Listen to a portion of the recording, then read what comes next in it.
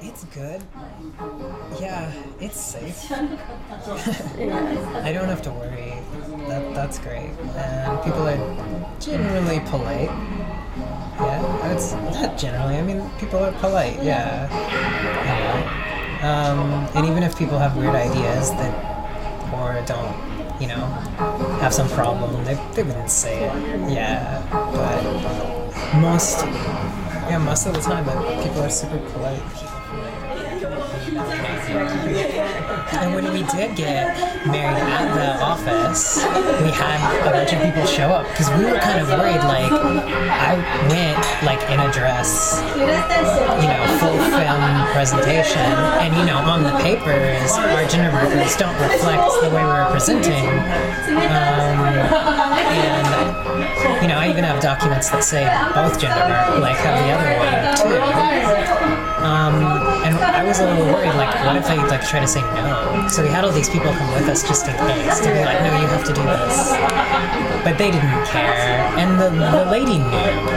She knew at the desk. I think she said something referring to me, to Aya, said oh, your husband is very beautiful, and just kept saying that kind of, but in a way that was very yes, I know what's going on.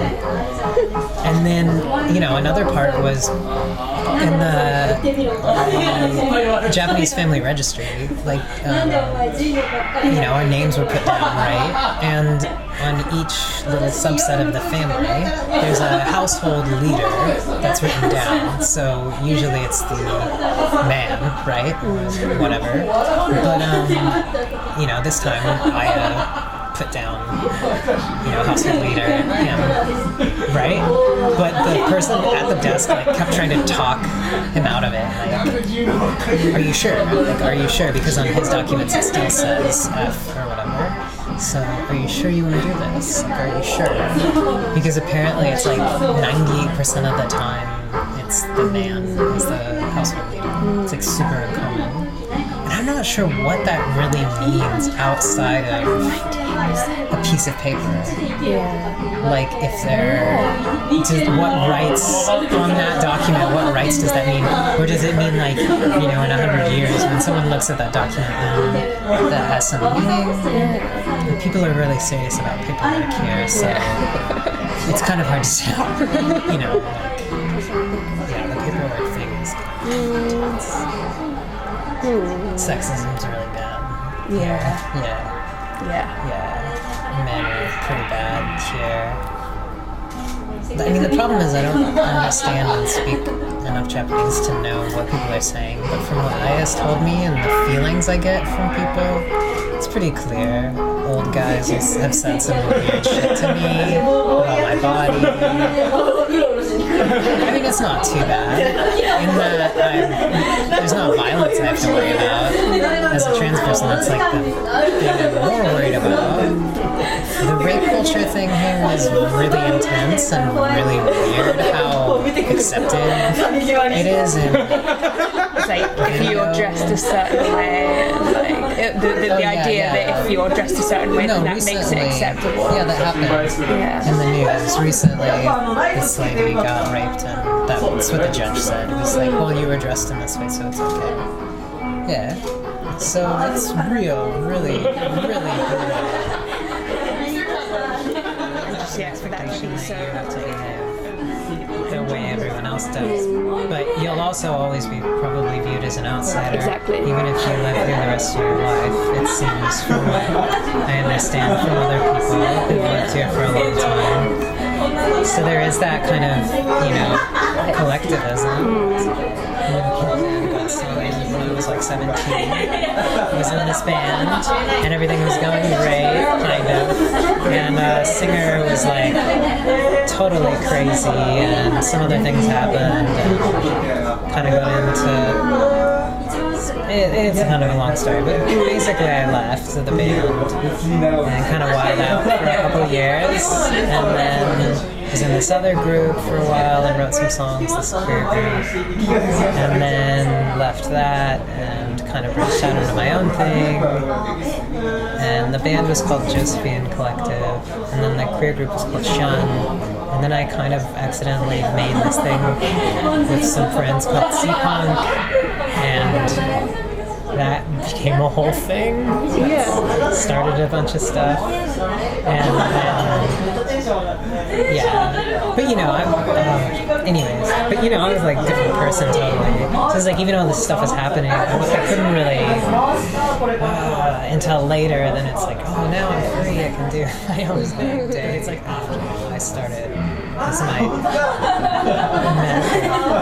anniversary, but then December, that December was when I basically came out, kind of, which isn't, as a trans person, it's different. Like, I think in gay world, everybody's coming out. Coming out's like a big deal. It's like you're saying something, hey, I'm coming out, but you're really coming out for straight people because you're trying to be a part of like the heteronormative kind of structure. So you have to come out for them because you make them uncomfortable, right?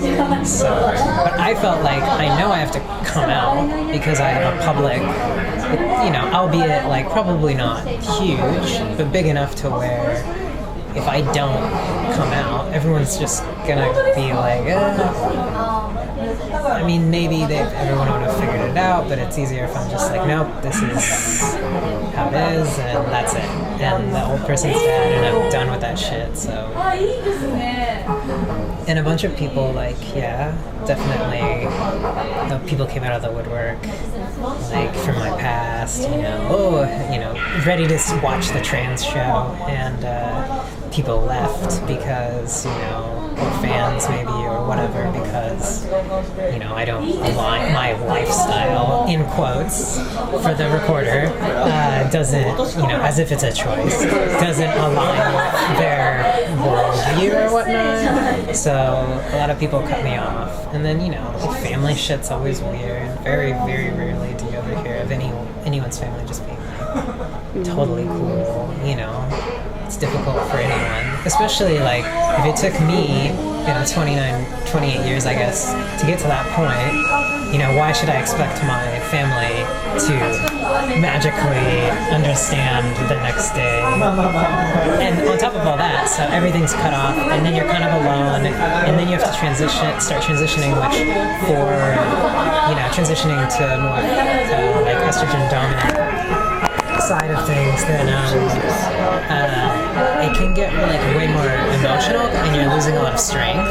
So that can be kind of difficult. Whereas, for trans guys, once they start taking meds, they're like, hey, whoa, I'm ready to go, I'm ready to work out, everything's better.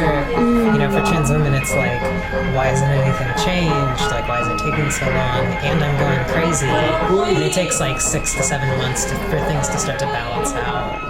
And I should also say the first day of taking that was instant better. I don't want to make it all sound like it's bad. I want to make it, it was the first day was just weight, just gone, just fine, good. And that kind of almost estrogen high, or just freedom, or maybe it's psychological, maybe it's hormonal. Hormones are powerful shit. And a lot of people don't realize the kind of internal sort of thing that's going on with that.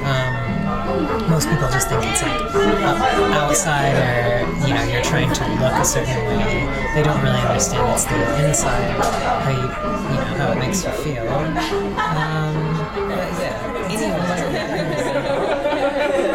But fuck, that changes by the day. Yeah. When I take my younger self, start transition at 17, start transition at 20, just some kids know, as early as like they can be thinking. Like as early as they're aware, they know. They probably, like, some kids just start acting that way, like behaving in maybe more typical gender roles. But then some people aren't as gender conforming or somewhere else, and it can take longer. I think it seems, though, in my experience, most people tend to notice or know that something is wrong around like 13, because, you know, hormones are kicking in, and they're like, this isn't right, something is fucking wrong here. But as far as, yeah, like you said, the way you're raised and all of that, it can take a lot longer for people to behave, like to try to do something about it, I guess. Some people don't, you know.